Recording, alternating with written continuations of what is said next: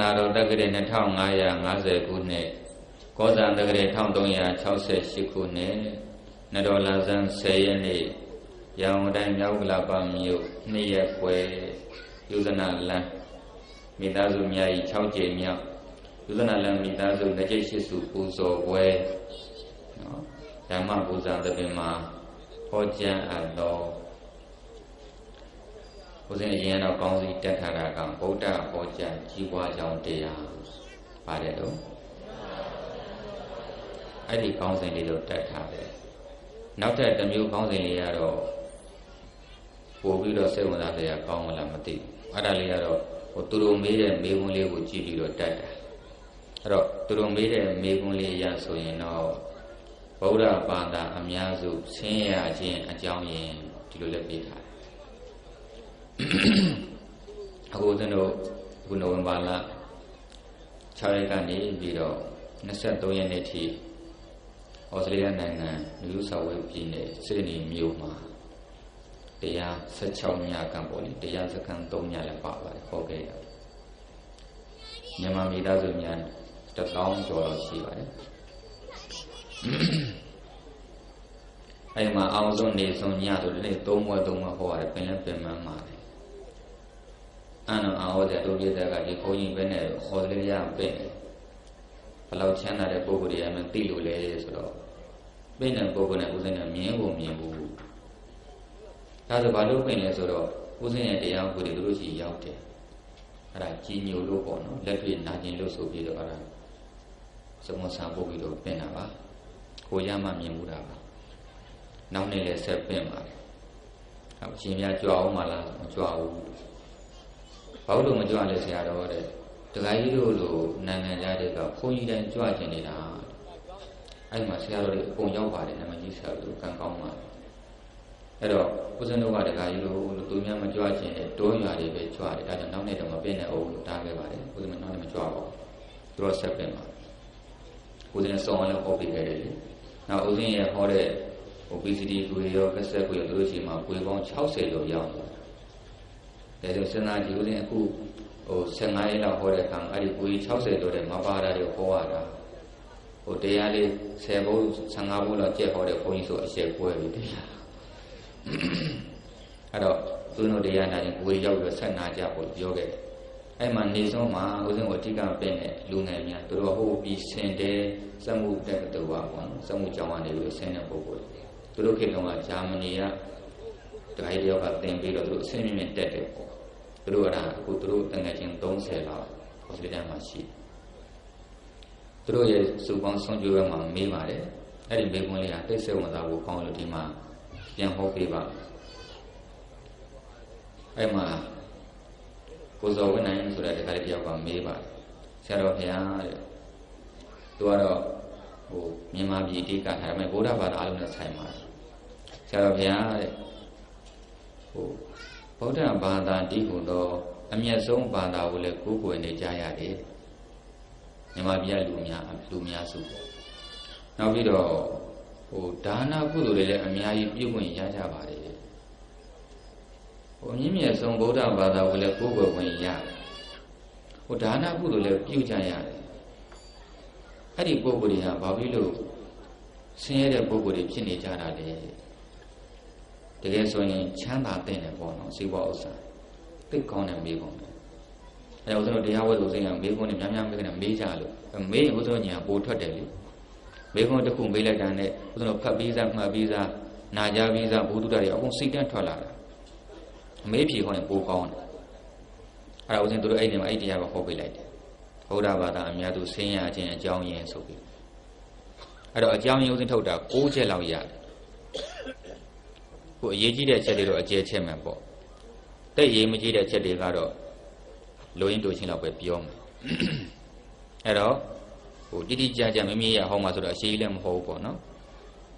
လိုရင်းတိုချင်းမှတ်ပြီးအောင်ပြောပေးပါအဲ့တော့ဗုဒ္ဓဘာသာအများစုဆင်းရဲခြင်းအကြောင်းရင်းသို့မဟုတ်ဗုဒ္ဓဟောကြားကြီးပွားကြောင်းတရားပေါ့ဟိုတရားဟောတဲ့အခါမှာမကောင်းတဲ့အချက်တွေပါရင်ကောင်းတဲ့အချက်ကိုပြောင်းပေါ့ဒီမှာဆင်းရဲခြင်းအကြောင်းကဒါလို့လို့ဆင်းရဲအဲ့ဒါမလုံနဲ့ပေါ့အဲ့လိုပေါ့ဒါမလုံလို့ဆင်းရဲတယ်ဆိုအဲ့ဒါကိုလှုပ်ပေါ့အဲ့လိုဟိုယူသွားလိုက် နံပါတ်1ဗုဒ္ဓဘာသာအများတို့ဆင်းရဲခြင်းအကြောင်းရင်းကတော့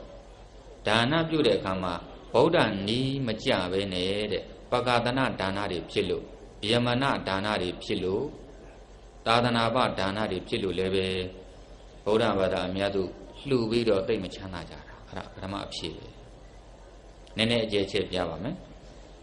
ဟိုစတို့ရဲ့ထွက်ပြီးတဲ့ကိုယ်တို့ရှိပါတယ်တချို့လည်းနာပြီးလည်းဖန်ဆက်ရှင်3ဦးဆိုတာအဲ့မဲ့ဥစဉ်ကြပြတော့ရွတ်ပြဘူးတဲ့လွန်ခဲ့တဲ့15နှစ်ကျော်ကဒါ6ကကြပြဆရာတယောက်မောင်မောင်စိုးတယ်မမီစိုးမောင်မောင်6တို့ရဲ့ချောင်းမြို့နယ်ကအလှတစ်ခုအကြောင်းသူကဟိုကြပြဆက်ပြတာလွန်ခဲ့တဲ့15နှစ်ကတသိန်းခွဲကုန်တဲ့အလှဆိုတော့အခုကဆို15သိန်းလောက်အလှပေါ့အဲ့တော့တသိန်းခွဲလူမှကြည်နော်ဟိုတကယ်ပကာသနာတွေဘယ်လောက်များလဲဆိုတော့ तू ကတွက်ပြတယ်ပေါ့ဟိုကြပြလေးနဲ့ရွာသားငားတာ4000မှာဆိုင်ငားတာ4000ကုန်တယ်ကြည်စားတာကုလို့မရဘူးမှတ်တော့အဲ့တို့မြန်မာတွေဒါနပြီအဲ့ပကာသနာတွေကုန်သွားတယ်တစ်စက်မှကုလို့မရဘူးဆိုင်ငားနော်အငြိမ်ငားဇက်ငားအကုလို့ပဲဖြစ်တယ်နောက်မင်းသမီးလူကျင်တော့3000ကျော်တဲ့ဓာတ်ပုံရိုက်ခ6000ကြားတာကြွားတဲ့ဟာတွေရှင်လာဝတ်စုံ9000ကုန်ဘာမှကုလို့မရအဖို့ကျွေးမွေးစီ9000စိတ်တော်ပါသေးရဲ့9000စိတ်ကျွေးသေးလို့လာပြီးတန်ဃာတော်မြတ်90ကျတကိုင်းတန်ဃာတော်ကျ90ပဲလှူတယ်သူတို့ဆင်းနေမြင်းနေငိုင်းလေ9000 1000ပေးရတာဘုန်းကြီးကျတော့ကြည်တန်း90တဲ့တနာစရာငါတို့ဘုန်းကြီးတွေကမြင်းလာတော်တန်ဖို့မရှိဘူးဟုတ်လားမြင်းငါရင်9000ဘုန်းကြီးကျ90အဲ့ဒါတွေကြောင့်လည်းမြန်မာတွေဟိုအများစုဆင်းရဲကြတာပါဒါနပြုတဲ့အခါပကာသနာတွေတအားများသွားတယ်တကယ်လူမနေမရောက်တော့နောက်ဦးဇင်းတို့ရဲ့ဇာတိမြို့မှာလည်းအဲ့လိုပဲသိန်း30ကျော်အလှတစ်ခုလှုပ်တယ်ပေါ့အလှရှင်တူကသိန်း30ကျော်မှာကုန်းတဲ့ဟာတွေကြည့်အဲ့ဆင်းတွေငှားတာတော့အထင်ကြီးအောင်လို့အဲ့ဆင်းနေမြင့်နေငှားတာ15သိန်းလောက်ကုန်ပါတယ်တစ်စက်မှကုလို့မရတစ်စက်မှကုလို့မရနောက်ပြီးတော့ဟိုနာမည်ကြီးဆိုင်းငှားတာက9သိန်းတကသိန်း20ကုန်သွားပြီအဲ့ကုလို့မရတဲ့ဟာတွေအဲ့ဒါတွေနောက်နာမည်ကြီးဗိသိက်ဆရာငှားတာက2သိန်းခွဲကုန်ပြီ9သိန်းခွဲပဲကျန်တော့တယ်အဲ့ဒါတောင်မှဟိုကားတွေလည်းမြန်မာလိုက်ပို့ခြင်းတော့ကားအစီးတွေကလည်းစီ30လောက်ငှားတာကတည်းက3-4သိန်းကုန်တယ်ပြည့်တဲ့ကျွေးတော့9သိန်းဘူးလောက်ပဲရှိဘယ်မလဲကုတို့နဲသွားတာပေါ့ဒါကြောင့်လည်းပဲလို့မြန်မာအများစုဒါနတော့ပြုပါရဲ့မပြုတတ်ကြဘူးပကာသနာတွေကများလို့လည်းပဲဆင်းရဲပါတယ်တကယ်လို့တဲ့နေရာကျတော့ပုံလူရဲတဲ့ပုဂ္ဂိုလ်အင်မတန်မှနဲပါတယ်တကယ်တော့ဒါနပြုတယ်ဆိုတော့မမိတဏ္ဍာမှာရှိတဲ့လောဘကိလေသာကိုပယ်တတ်ခြင်းဖြစ်ပါတယ်ဒါကြောင့်လှူမယ်ဆိုရင်အလှူခံပုဂ္ဂိုလ်တကယ်လိုတာကိုရွေးပြီးတော့လှူတတ်စေခြင်းပါတယ်နော်သာသနာအတွက်အကျိုးများမဲ့နေရာလောကအတွက်အကျိုးကြီးမဲ့နေရာကိုရွေးပြီးတော့လှူစမ်းပါအခုစဉ်ဒီလာကန်ဒီဟိုသတင်းစာတွေတော့ပါသေးတယ်လို့ပြောကြတာပဲဦးဇင်းဘိန်းမြို့နယ်ကဆေးရုံကြီးမှာသိန်း30ပေါ့နော်မိချိုတွေတွေလှူလိုက်တယ်ဟာဆရာတော်ပေါ်သလားယောဂီတို့ပုထုဇဉ်လူသားချင်းပဲလောဘဆိုတာဘယ်တော့မှပြည့်တယ်မရှိပါဘူးလိုနေတာရှိပါပဲအမှန်အဲ့ဟာဦးဇင်းရဲ့ကိုမောင်မျိုးတန်းတို့မတ်တော်တာဦးဇင်းရဲ့ဒီရဟန်းတကရဟန်းမတွေကဆရာတော်ကားလည်းမရှိဘူးတဲ့နာမည်လာကြည့်တယ်အဲ့ဒါဆရာတော်ကားစီးဖို့တဲ့သိန်း30မတည်မယ်ဆိုမတည်ထားတာပြောလိုက်တယ်အဲ့ချိန်မှာဆေးရုံကြီးမှာဦးဇင်းတို့ဒီတလပိုင်းမှာတရားပေါ်မှာကိုနေဝင်းတို့ပိတ်ကသူတို့ကဗိတ်တနယ်လုံးကမျက်စိယောဂဝေဒနာရှင်တွေကိုအလကားခွဲစိတ်ကုသပေးမှာပါ။နေဆုံးဒီဂိုက်တာသိ200လောက်မှသူအကုန်ခံလုပ်ပေးမှာ။အဲ့လိုလုပ်မယ်ဆိုတော့ခွဲစိတ်မဲ့နေရာကခုဗိတ်ဆေးရုံတစ်ကြီးပေါ့။နေရတော့ရပြီမိခက်ခဲရှိတယ်။ဟိုမှာဒီလိုတရားစင်မရှိဘူး။မိဆက်တွေနဲ့မောင်းပေးရတယ်။အဲ့တော့သူတို့ရဲ့ဆေးရုံကမိဆက်လေးရလည်းပဲလိုတဲ့အချိန်လေးမှာမောင်းရတော့တနေ့ကုန်မရဘူးညဆိုလူနာတွေမီးဖျောင်းနိုင်ပါနေရတာအဲ့တော့24နိုင်ပေးတဲ့မီးယူရင်တော့တဲ့24နိုင်မီးရဒါမဲ့လို့မီးကျိုးဖို့ကသိန်း30လှူလိုက်ကွာလို့ငါတို့တရားဘုန်းကြီးကဟိုတရားဝတ်လုပ်တဲ့ပုဂ္ဂိုလ်တွေသူတို့ကားနဲ့လာပေးနေတာပြီးရောမလို့ဘူးလို့အဲ့ဒါဥစဉ်တို့ကားလှူမဲ့ငွေအဲ့မှာလှူပစ်လိုက်တာဒါကြွားတာမဟုတ်ဘူးလှူတဲ့စကြလို့နီးပေးနေတာအဲကြောင့်တကယ်လှူမဲ့ဆိုရင်လောကအတွက်တကယ်အလိုရှိတဲ့နေရာလှူစမ်းမှာဦးစင်လည်းပဲဦးစင်မှာဗိတ်မှာလည်းအိတ်တန်ရှိတယ်ကော်တောင်းမှာရှိတယ်ခုမော်ပြီးမှာလည်းစောင့်နေတာလေအများကြီးလိုတာပေါ့တိတ်ထောင်နဲ့ရှိလိုတာတ ဒါမဲ့လို့ဒီเจ้าတွေကဘယ်ချိန်ပြီးရတယ်ပုံမှာကလူနာတွေမျက်စိခိုးစိတ်မပေးရရင်မျက်စိတည်းလည်းမမြင်ရတော့ဒါကြောင့်တကယ်လို့တဲ့နေရာပုံလှူပါတယ်အဲ့လိုလှူတတ်စေခြင်းပါတယ်ဒါနံပါတ်1ချက်ပြီးစေပေါ့နံပါတ်2ဗုဒ္ဓဘာသာအများစုဆင်းရဲခြင်းအကြောင်းကတော့တမ္ပရာ၄ပါးချုပ်ရင်းလို့ပါချုပ်ရင်းတာတမ္ပရာ၄ပါးချုပ်ရင်းတယ်ဗုဒ္ဓဟောကြားတဲ့ကြီးဝါကြောင့်တရားအင်္ဂါ၄ချက်ကိုတမ္ပရာ၄ပါးလို့ခေါ်တယ်မြန်မာလိုဆိုရင်ပြည့်စုံရမယ့်အင်္ဂါ၄ပါးဒီ၄ပါးနဲ့ပြည့်စုံရင်ဇီဝဥစ္စာတွေပေါ်များကြီးပွားလိမ့်မယ်တဲ့နံပါတ်1ဥဋ္ဌာဏတမ္ပရာမြန်မာလိုဆိုရင်ထကြွကြွလုံလဝိရိယရှိရှိနဲ့ဇီဝဥစ္စာကိုရှာရတယ်တမန်ငါရှံငါနဲ့မလုံးရဘူးတချို့ကရည်ရွယ်ချက်ဘာမှမရှိဘူးဥစ္စာသာရှာတာပြောရရင်မြန်မာအများစုကချမ်းသာခြင်းနဲ့စိတ်အင်မတန်နည်းတယ်ချမ်းသာခြင်းနဲ့စိတ်နည်းလို့ကိုမချမ်းသာတာသို့တော့ရည်ရွယ်ချက်ချင်းတော့ကြွားရမယ်တခြားပုဂ္ဂိုလ်တွေချမ်းသာဖို့လုပ်တာကသူတို့အာယုံကံကိုခံစားဖို့ဗုဒ္ဓဘာသာအများစုချမ်းသာအောင်ကြိုးစားတာကလောကအတွက်စွန့်ဖို့ဒါကိုမှတ်ထားပါအခုဒါနပြုတယ်ကိုယ်မရှိလှူလို့မရဘူးကိုယ်ရှိမှလှူလို့ရတယ်အဲ့တော့စီဝါရှာတယ်ဆိုတာလှူဖို့ရှာလောကအတွက်စွန့်ဖို့ရှာများများရှာလို့ရရင်များများလှူရတယ်ဒါကိုမှတ်ပါအဲ့တော့ဥဋ္ဌာဏတံ္ပရာယဥစဉ်ကဘာဝနာ၄ချက်ကိုထည့်ပြီးတော့ပြောခြင်းတယ်ပေါ့အလုပ်တစ်ခုအောင်မြင်ဖို့အတွက်ဒီနည်းကိုသုံးရင်အာမခံပါတယ်ဘယ်အလုံးမှမအောင်မြင်ဆိုတာမရှိပါဘူးဘာဝနာ၄ချက်ဒါဒီ၄ချက်နဲ့ညီလို့အလောင်းတော်များဟာဘုရားတည်ဖြစ်သွားတာပါတရားဒီ၄ချက်ဟာတမ္မာတံဗုဒ္ဓဘုရားရှင်တော်ဖြစ်စေမှတော့ကျမ်းတဲ့တမ္မာငါရှံငါကိစ္စပြောမနေနဲ့ဧကံမိုချဖြစ်တယ်အဲ့ဘာဝနာ၄ချက်ကပါတယ်နံပါတ်1စိရကာလဘာဝနာတဲ့အလုံးကိုလုပ်ရင်အကြာကြီးလုပ်ဟိုလုပ်လိုက်ပြောင်းလိုက်ဒီလိုလုပ်ပြောင်းလို့ဘယ်တော့မှမအောင်မြင်ဘူးနံပါတ်2နိရဝသေသဘာဝနာအစွမ်းကုန်လို့ဝိจิတန်းကြီးလည်းမလုံးနဲ့ဝိရိယအာညာအကုန်ထုတ်ပြီးတော့လုပ်ရတယ်နောက်နိရဏရဘာဝနာမပြတ်လို့ခဏလုံးလိုက်အနေ့ကနားလဲအဲ့လိုမလုပ်အောင်မပြတ်လို့အောင်ကိုလုံငါပေါ်ဘလို့လုပ်ရင်ဘလို့တိုးတက်မလဲမျက်စိဖွင့်နားဆွင့်မိမိစီဝိုင်းပတ်သက်တဲ့စာအုပ်တွေဖတ်သိအရေးကြီးတာနောက်တက်ကိစ္စဘာဝနာမိမိလုပ်ပေါ်ယူသေးသေးလေးလေးသားလုပ်ရတယ်ဘာလုပ်လို့ယူသေးသေးတော့လေးတော့သာလုပ်ရင်အဲ့ဒီလောကကိုမြင့်တဲ့နေရာကိုပို့ပေးတယ်အဲ့တော့ဒီချက်ကိုတော့လူငယ်များအတွက်လက်တွေ့တစ်ခုပြောပါမယ်မိမိလုပ်ပေါ်ယူသေးလေးတော့လုပ်ဖို့နောက်ဦးစင်းနောက်တစ်ချက်ပေါ့အဲ့ဒီချက်လည်းပေါင်းတစ်ခါတည်းပြောလိုက်တာပေါ့လေအဲ့ဒါကဘာလဲဆိုလို့ရှိရင်မြန်မာအများစုပေါ့ဗုဒ္ဓဘာသာအများစုမကြီးဝါခြင်းရဲ့တတိယအကြောင်းကတော့စီးပွားရေးလုပ်ငန်းပေါ်မှာမေတ္တာစေတနာနည်းပါခြင်းသိချမှတ်သွားဗုဒ္ဓဘာသာအများစုဟာဘာသာရေးနဲ့ပတ်သက်ရင်တော့ဘာမှပြောစရာမလိုမေတ္တာစေတနာတကယ်ပြည့်တယ်ကိုယ်မရှိရင်လေအိမ်တန်တော်ချွတ်ပြီးတော့လှူပါတယ်ဒါကြောင့်ဥစ္စာဘယ်တော့မှဒါနာကြောင့်မဟုတ်မလို့လို့မဟုတ်တာဗုဒ္ဓဘာသာကြီးရှိရင်လှူခြင်းနေကြတာလေပြောစရာမလိုဘုရားတရားတန်ခါပတ်သက်အေးအဲ့စီးပွားရေးပေါ်မှာကျမေတ္တာစေတနာတိတ်မရှိဘူးဟာစီးပွားရေးကငွေရှာတာမြတ်ရင်ပြီးရောတိတ်ယုံညံ့တဲ့စိတ်ပဲဟုတ်ဘူးတကယ်အောင်မြင်ရင်အဲ့ဒီစီးပွားရေးပေါ်မေတ္တာစေတနာအပြည့်ထားပြီးတော့ရှာအောင်မြင်တယ်စေတနာပေရင်တဲ့ဘာပေရင်တဲ့အဲ့ပေရင်ကအမှန်ဆုံးပဲအဲ့ဒီစေတနာကောင်းကျိုးပေးတာမိမိရဲ့စီးပွားမေတ္တာစေတနာထားရင်ထားသလောက်အောင်မြင်တာအဲ့တော့ဒီကိပုဂ္ဂိုလ်ဟုတ်ပါမလားဗျာရွေးတို့ဟိုကလင်ကကြင့်မအောင်မြင်တာအဲ့ဒါအလကားအလုပ်ပါတမန်ခဏလေးပဲအောင်မြင်တာဘယ်တော့မှအကြိုက်မအောင်မြင်ဘူးရိုးသားသားနဲ့မိမိလုပ်ဖို့စေတနာထားအောင်မြင်အောင်ပြောမယ်အခုဘိမြို့မှာလိုက်ခဲ့တာဥစဉ်ရဲ့ဒါတိတ်ခါတဲ့ရဟန်းတကာပဲနောက်ကျောင်းမှာလည်းဥစဉ်အခုဘိကျောင်းမှာတိတ်54ပါးတန်တဲ့ဥစဉ်စံကျောင်းတစ်ကျောင်းနဲ့ဆောက်လှူထားပါတယ်အဲ့ဒီကကြီးကအရင်တော့ကွန်မြူနစ်ပုံစံကြီးဘာသာရေးမရှိတခါမှတို့အိမ်မှာဘုန်းကြီးတွေဆုံးမကဘူးသူကတည်းကပြောတာဥစဉ်တွေမှာအခုကျွတ်သွားတာပေါ့လေဟိုတော်တော်ကောင်းဖြစ်သွားတယ်ပိတ်ရောက်တဲ့အခါမေးပါတလောကတော့ဥစဉ်ရန်ခဲမှာဒီကြောင်ဟောတော့အဲ့ဒီကရဆရာတော်တဲ့ပြီးတော့ရန်ကုန်ကလူတယောက်ကလာမေးတယ်ဦးစိုးကြီးသားခင်ဗျာဟုတ်လားဟုတ်ပါတယ်ပေါ့ဘာလို့လဲ900ရောက်မှတယ်ဆိုတာဒီလိုသိချပြောလိုက်ရသေးတယ်ဥစဉ်ကရန်ခဲမှာဒီကြောင်ဟောဘူးလို့ ဦးစိုးကြီးကွန်းရတဲ့ဘိမြို့မှာနာမည်ကြီးဆုံးတန်မှုကစားပြီးတော့သူကွန်းရကိုစားတယ်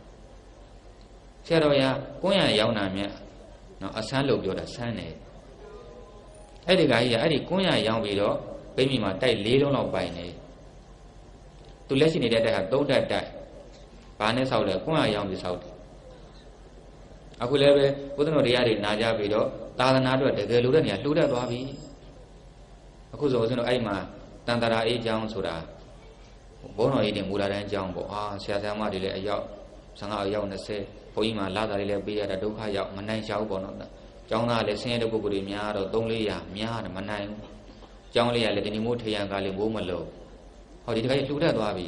အဲ့မှာကိုဦးဇင်းဒီလာကန်နေပဲ380လောက်ကုန်အဲ့ဒါမူလာတိုင်းကျောင်းတစ်ဆောင်လှူပြီးသွားပြီဒီတခါကြီးပဲနောက်ဆရာဆရာမတွေလာစားသူကိုယ်တိုင်တစ်လောက်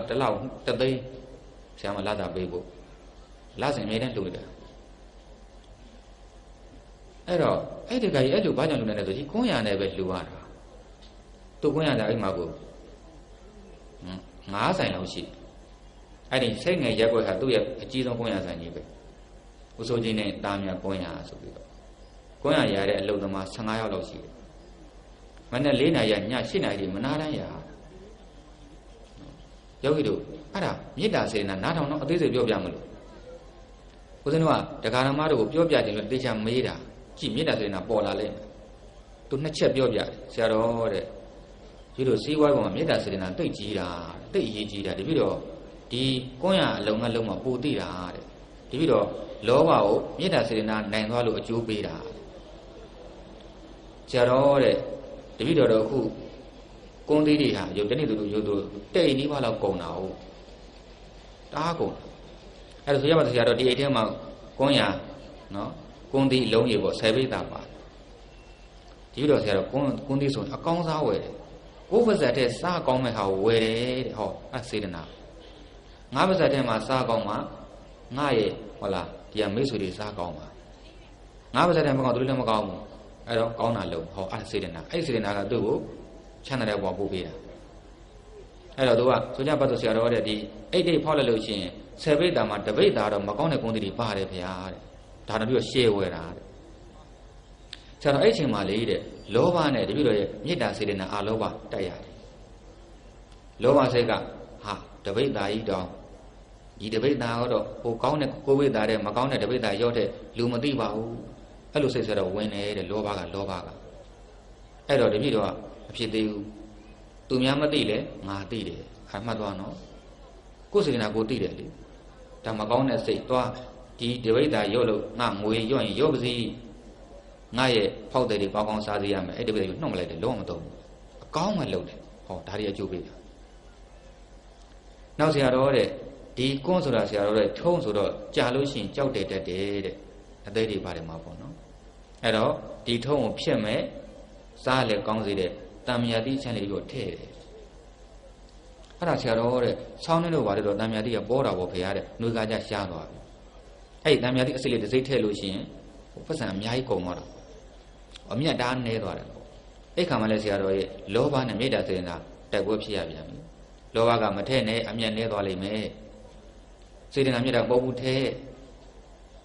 ဆရာတော်များဆုံးမထားတယ်မလူနိုင်ဈေးရောင်းပါတယ်တဲ့အဲ့ဒါအမှန်ပြန်ပြောတာညများမလူနိုင်ဈေးရောင်းနဲ့မေတ္တာစေတနာထားရင်ကုသိုလ်ပါရပါဒါကိုပြောတာအဲ့တော့ငါထည့်မယ်အမြတ်နဲ့နေပြီးတော့ထည့်တာပဲຫນွေမိုးဆောက်တပြီးတော့ဘယ်တော့မှတံမြတ်တိစိတ်ကိုလည်းမပါတဲ့အခါမရှိစေအောင်ပြည်တော်တို့နားလဲပါပြီဒါကြောင့်တကယ်ကြီးဝါချမ်းသာခြင်းမိမိရဲ့လုံငါပေါင်းမှာမေတ္တာစေတနာအပြည့်နဲ့လှုပ်ပါဘာလုံငါဖြစ်ဖြစ်အောင်မြင်ပါလိမ့်မယ်အောင်မြင်တဲ့ပုဂ္ဂိုလ်မှန်တယ်များအဲ့မေတ္တာစေတနာရှိကြပါဒါနမူနာပြောတာ၃ချက်ရှိပါပြီအရေးကြီးဆုံးတစ်ချက်ပြောပါတော့နံပါတ်4ဘုရားဘာသာအမြတ်တို့ဆင်းရဲခြင်းရဲ့နံပါတ်4အကြောင်းကတော့ပြင်းရည်ခြင်းကို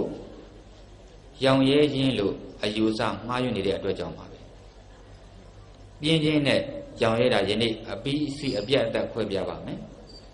အဲ့တော့ဗုဒ္ဓဘာသာအများစုကစီဝါရေးလုံမယ်ဆိုလုံမယ်မကြံသေးဘူးစိတ်ကပေါ်လာတယ်တိတ်ပင်မခံတော့ပါဘူးစားအောင်လေးရရင်တော်ပါပြီအောင်မယ်အဲ့ဒီငပြင်းတွေကသူတို့ကသူတို့ဂုံယူတာရောင်ရဲတာတဲ့မဟုတ်ဘူးပြင်းတာဘာဖြစ်တာလဲ အဲ့ဒါစာပေမှာကောသစ္စာအာကုသိုလ်တော့အဲ့ဒါမှတ်တာအဲ့ဒါအာကုသိုလ်ကုသိုလ်မဟုတ်ဘူး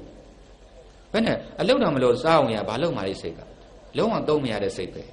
အဲ့ဆိုရင်ဆရာတော့ဒါဆိုရောင်ရဲတာကဘယ်လိုမျိုးလဲနားထောင်နားလည်အောင်ထောက်ထားတစ်ခုပြခုအမေရိကန်ပြည်ထောင်စုက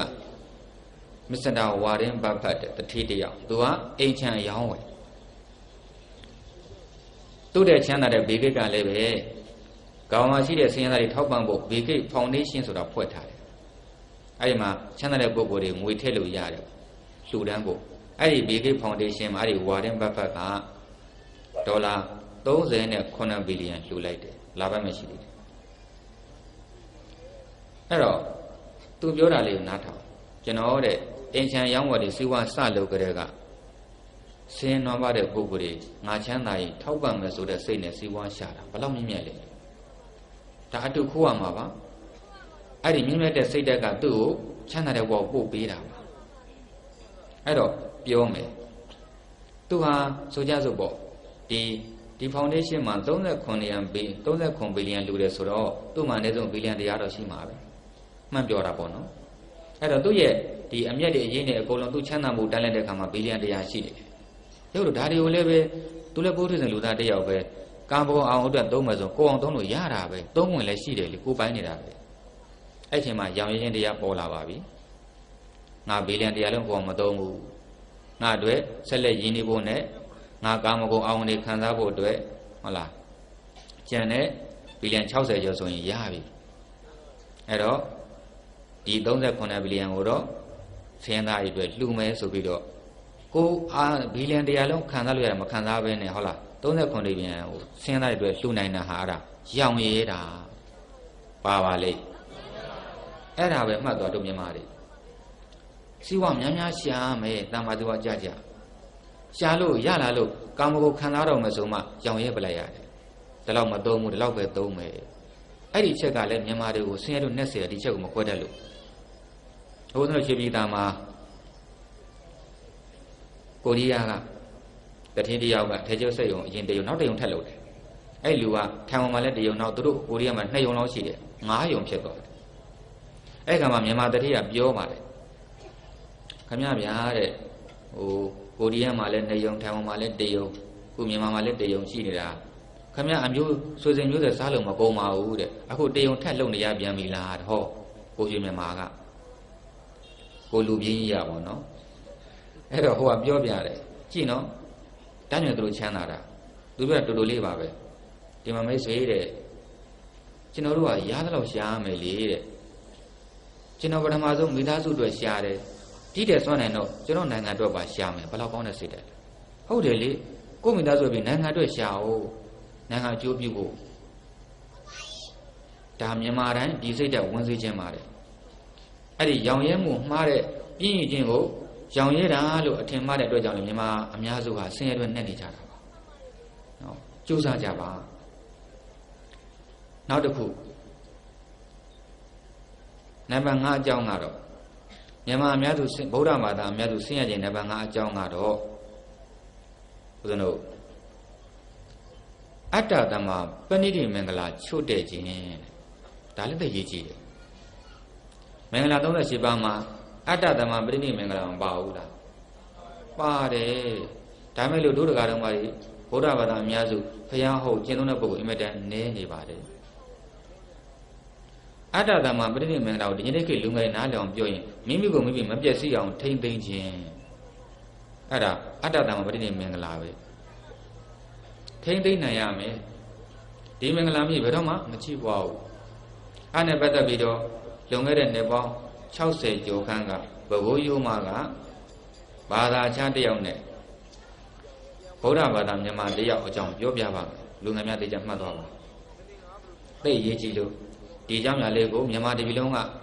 မြန်မာလူငယ်တွေအားလုံးသိစေချင်ပါတယ်သူတို့ညောင်အဲ့ဒီတော့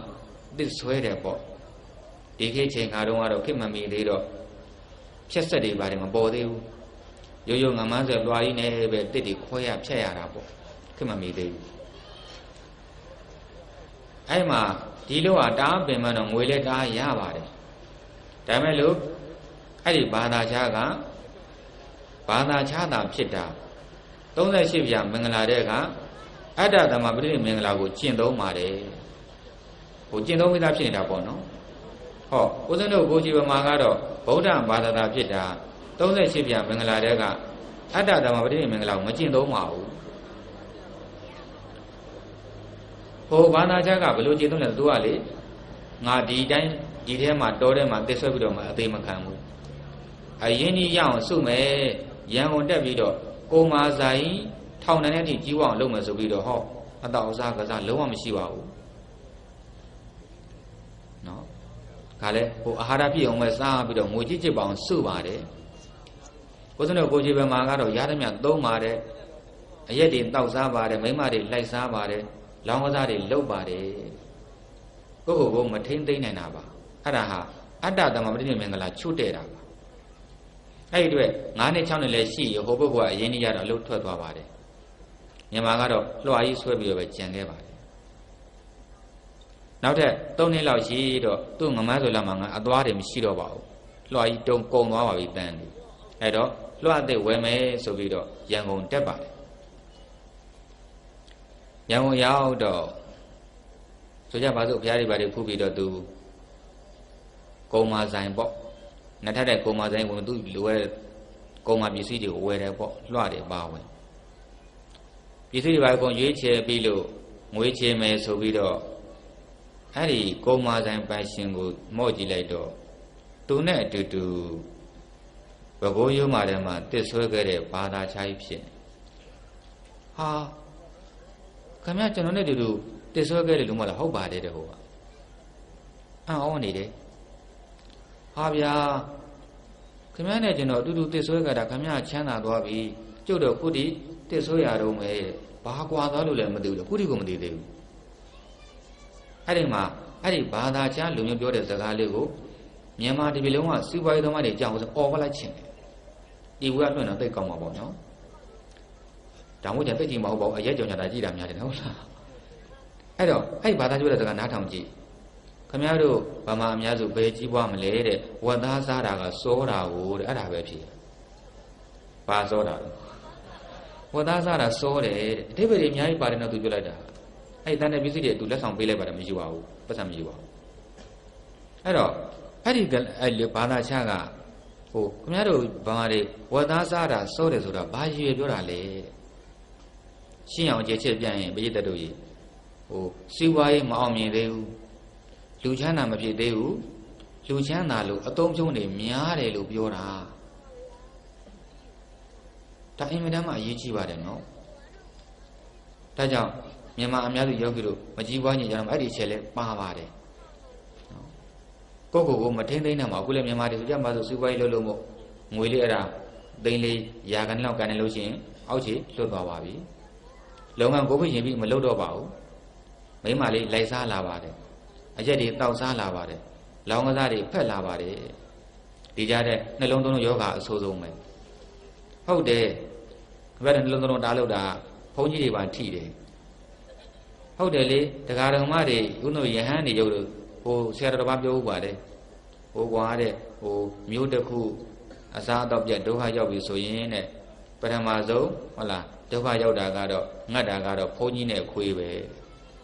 ဟုတ်တယ်ရုပ်တော့ဘုန်းကြီးရောက်ခွေးတော့တရားတော်မမှီနေရတာဟုတ်တယ်မဟုတ်လားဟုတ်တယ်လေဦးဇင်းတို့တရားတော်မများကြီးပွားမှယဟန်တွေလည်းကြီးပွားတာဦးဇင်းတို့မှာစီးပွားရှာခွင့်မရှိဘူးဦးဇင်းတို့သာသနာပြုတယ်တရားတော်မလှူတာနဲ့ပြီးသွားတာလေကိုယ်မှငွေရှာလို့မရပဲနဲ့အဲ့တော့ဒီတရားတော်မတွေဆင်းရဘုန်းကြီးလည်းဆင်းရတာပဲလေဒါကြောင့်တရားတော်မများချမ်းသာအောင်ကြိုးစားတာဟာဘုန်းကြီးတို့ဘာလို့မှတ်ထားသမ်းပါဒါကြောင့်နှစ်ဆကြိုးစားပါငါတို့ချမ်းသာရင်သာသနာပါတိုးတက်မှာဆိုပြီးတော့ပေါ့ခုတော့အဲ့ဘက်ကအားနေပါတယ်စီးပွားရေးဘက်တိတ်ဟိုတေချာမကြိုးစားခြင်းမူလောင်းကစားပဲကြီးပဲပါတာဒါကြောင့်အဲ့ဒီနှလုံးဆိုလို့ရှိရင်ဇကားတုပ်ရှိတဲ့မိမဖဲတဲ့ဟုတ်လားမိမတွေကစားတဲ့ဖဲတဲ့ယောက်ျားဖဲကစားတာကတခါတည်းမိမဖဲကစားတာနေတိုင်းလို့ဖြစ်နေကြတယ်အဲ့ဒါတွေတိတ်မလုပ်ကြပါနဲ့ဘယ်တော့မှမကြည့်ဝမတိုးတက်ပါဘူးအဲ့တော့ပြောချင်ပါတယ်ဒိုင်လုပ်တဲ့ပုဂ္ဂိုလ်များကလည်းကိုဗုဒ္ဓသာမြန်မာချင်းလဲပင်မညစ်ကြပါနဲ့တော့ဘာလို့လဲဒါတွေလှုပ်ဆောင်ပါလေမတရားသောနည်းနဲ့ရတဲ့ငွေတွေတဲ့ပုဂ္ဂိုလ်လည်းလုံးဝတည်းမလုံးနဲ့တော့ကိုယ်စည်းဝါးကိုပဲကြိုးစားကြတို့လည်းမလုံးတင်ဘူးဒီလောက်ဦးစင်းရဲ့ဘဝတက်တာပေါ့အသက်40ကျော်ဒီတက်တန်းအတွင်းမှာပေါ့နော်ဟိုလောင်းကစားလုပ်လို့ လောင်ဝစားကိုတတိပြည့်ခွေးပြည့်လောက်တဲ့အခါမှာလေအမြဲတမ်းတတိပြည့်တဲ့ပုဂ္ဂိုလ်တခါမတွေ့ဘူးခွေးပြည့်တဲ့ပုဂ္ဂိုလ်ကြီးပဲတွေ့ရတယ်ဘဝပြည့်သွားကြတာလေအများကြီးပါတကယ်ဦးဇင်းတို့အခုဦးဇင်းအတိတွေကပဲတကားတယောက်ဦးဇင်းရဲ့ဒီရဟန်းတကားတယောက်အမျိုးပေါ့သူကဆရာဝန်နောက်ယာတုလည်းတော်တော်ကြီးတယ်ဆိုရပါမှာအဲ့ဒါဗျာနောက်သူကဒီရာရှိတူရဲ့သူမင်းလည်းရထားသေးတယ်ဘောကတက်လန်းနေကြီးပဲအဲ့ဒါလေမကြိုးစားဘဲနဲ့ဘာလို့တယ်အမှတ်လို့လောင်းကစားတွေလုပ်တယ်နှလုံးရောသုံးလုံးရောတစ်လုံးရောတစ်လုံးဆိုတာဘောလုံးလောင်းတာဟုတ်လားယောက်ျားဖဲပေါ့နော်အေးအေးပြည့်အဲ့ဒါတခါကြီးလက်တတိထားအဲ့ဒီဘောလုံးနဲ့ပဲတို့မြန်မာတွေအခုကျမ်းမာတိတိလိုက်သွားပြီမှတ်သွားပါအေးအေးပြည့်ရင်အစားပြတ်ပါတယ်အစားပြည့်ရင်ဦးဇင်းတို့မှတ်ထားတဲ့ဘုဒ္ဓတာကအာကြီးငှက်ဖျားယောဂါနဲ့အဆုတ်ယောဂါအလိုလိုဝင်ပါတယ်တီဗီယောဂါအဲ့ဒါအေးပြည့်တဲ့ပုဂ္ဂိုလ်အစားပြတ်ပုဂ္ဂိုလ်ခဏလေးဝင်သွားပါတယ်ဆိုကြဒီလူပေးတဲ့ဒီမှာရှိတယ်ပေါ့နော်ဒီထဲမှာတီဗီယောဂါဆိုပါတာပဲအဲ့တော့သူ့ရှိရပိုးတယ်လွတ်နေတာပဲဒါမဲ့လို့အိမ်မှန်အစားမှန်တဲ့ပုဂ္ဂိုလ်အဲ့ဒီပိုးကလုံးဝဒုက္ခပေးလို့မရအောင်ဒါဘုဒ္ဓရမှတ်သွားအဲ့ဒီအစားပြတ်တဲ့ပုဂ္ဂိုလ်ခဏအဲ့ဒီပိုးနောက်နေ့တီဗီယောဂါဖြစ်သွားဒါကြောင့်ကျမ်းမာရေးကောင်းအောင်ဒီဘောလုံးဘွဲတွေညင်းတဲ့တကောင်းထန်ပြီးတော့ပေါ့အိပ်ပြအစားပြလေတခါကြီးမှမလုပ်ကြပါနဲ့မေတ္တာနဲ့ပြောပြတာပါဦးစင်းကိုယ်တိုင်တီဗီယောဂါဖြစ်ဘူးလို့ဒါလက်တွေ့မလို့သိတာပါဘုသူဆေးလေးလည်းမတော့ကွန်လည်းမစားတီဗီယောဂါဖြစ်တယ်ဘာလို့ဖြစ်လဲတဲ့ပြည်တဲ့နေအများကြီးတရားဟောရတာဒီပြည်တဲ့တီဗီယောဂါတွေပါတယ်အဲ့တော့ဦးစင်း2000ခုနှစ်ဗိမာန်ဟောတော့တရားဝဲ80နဲ့ရှင်းညပင်တော့ရှင်းညတော့ဟောလိုက်80ညသေရောလူလဲပေါ့အဲ့တော့သူတို့ရဲ့ကျူးတာတွေကစားလို့မရဘူးမစားတတ်ဘူးအဲ့တော့အစားပြက်တယ်ညာနဲ့တယောက်အိပ်ပြက်တယ်အဲ့တော့အားတွေရော့နေပြီပေါ့နော်ကိုဟန်အားတွေအဲ့ချိန်မှာပေးတဲ့ချီကချောင်းတစ်ချက်ဆိုလို့စောစောကတီဗီဝနနဲ့တီဗီယောဂဖြစ်သွားဦးဇင်းဆေး6လာစားလိုက်ရပါဒါလက်တွေ့ခံလိုက်ရတာပါအိပ်ပြက်စားပြက်ခြင်းရဲ့ဆိုးကျိုးပါဒါကြောင့်တခါကြီးအများစုလည်းတကယ်ကျမ်းမာရေးကောင်းရင်ဘယ်တော့မှအိပ်ပြက်မခံပါနဲ့နော်ဘောလုံးဝဲဆိုရင်အိမ်မပြက်တဲ့အချိန်မှာလာတဲ့ပွဲကြည့်လိုက်ပေါ့အိပ်ပြက်ခံတော့မကြည့်ပါနဲ့ကိုယ့်ရဲ့ဖခင်များလို့ညီကိုများလို့သဘောထားလို့ပြောပြတာပါဒါလောင်းစားနဲ့ပတ်သက်ပြီးတော့ပေါ့အဲ့တော့စောစောဆုံးတမ္မနာလေးချက်မှာ၃ချက်ကျန်သွားသေးတယ်ဩဒနာတမ္မနာပြီးလို့ရှိရင်အာရကတမ္မနာဆိုတာရရှိတဲ့စေဘွားဥစ္စာတွေကိုမကုံတဲ့နာမကုံအောင်စောင့်ရှောက်တတ်ရပါတယ်နောက်နံပါတ်3သမ္မဇေဝဒတမ္မနာဆိုတာအဝင်အတွက်မျှတအောင်သုံးဆွဲတတ်ရပါတယ်နံပါတ်4ကတော့ကလျာဏမိတ်တတမ္မနာမိတ်ဆွေကောင်းလည်းရှိရပါတယ်အဲ့မှာသမ္မဇေဝဒအဝင်အတွက်မျှတအောင်သုံးဆွဲနေတယ်ပြောပါအဲ့တော့ဗုဒ္ဓဘာသာအများစုတကယ်ကြီးပွားခြင်းအသုံးနဲ့အဖြုံးကိုခွဲခြားတတ်ပါစေအသုံးနဲ့အဖြုံးဘလို့ခွဲမလဲလွယ်လွယ်လေးပြောမယ်မဝယ်လို့မဖြစ်လို့ဝယ်ရတာဟာအသုံးပါမဝယ်လို့ဖြစ်ရတဲ့နဲ့ဂုံတုကိုမြန်လှုပ်ချင်တဲ့ဝယ်တဲ့အဝယ်ဟာအဖြုံးလို့ခေါ်ပါတယ်ဒါကြောင့်အသုံးမရှိပါအဖြုံးမရှိပါနဲ့တကယ်ကြီးပွားပါလိမ့်မယ်ဒါလည်းအရေးကြီးလို့ထည့်ပြီးတော့ပြောတာပါနောက်ထပ်ပြောစရာအင်္ဂါချက်ကတော့မြန်မာအများစုဘာကြောင့်ဆင်းရတယ်ဆိုလို့ရှိရင်တဲ့ခေါင်းဆောင်စိတ်တခင်စိတ်နဲလို့ပါရှင်းပြပါမယ်ခေါင်းဆောင်စိတ်ရဲ့တခင်စိတ်ရဲ့အတူတူပါပဲနောက်လက်စိတ်ရဲ့ကျုံစိတ်ရဲ့အတူတူပါပဲမိဘကမိစစ်ကြည့်ပါအခုခေါင်းဆောင်ရဲ့စိတ်ဓာတ်နဲ့နောက်လက်စိတ်ဓာတ်ကိုပြောပါမယ်တခင်ရဲ့စိတ်ဓာတ်နဲ့ကျုံရဲ့စိတ်ဓာတ်ကိုပြောပါမယ်ခေါင်းဆောင်ဆိုတာအလုတ်ကိုလေမခိုင်းမဲနဲ့လုတ်ပါတယ်ခေါင်းဆောင်စိတ်ရှိတဲ့ပုဂ္ဂိုလ်ကတခင်စိတ်ရှိတဲ့ပုဂ္ဂိုလ်က